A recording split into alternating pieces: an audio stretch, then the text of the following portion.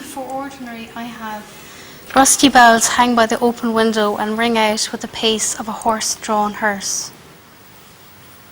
Okay, yeah, well, it's a good description. I mean, what I was actually looking for was this place. Start with your environment, the immediate one.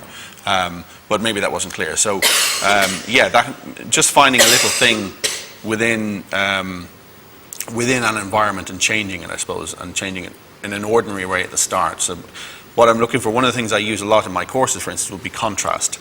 Having something one way and then doing it another way, and it makes you think very deliberately about how you describe it, because you might very easily think of something in one particular way, but when you are made to describe it a different way, it makes you think, actually, how did I do that?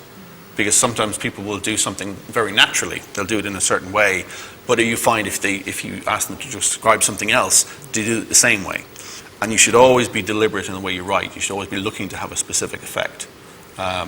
So I suppose what I'm looking for, particularly in any exercise of this, is the contrast. This is the way it is. This is the way it could be.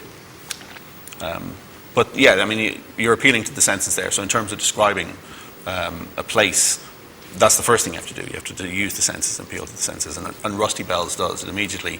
You've got three things. You've got the sight, the color, the texture of rust, and the sound, and just within that phrase, which is good.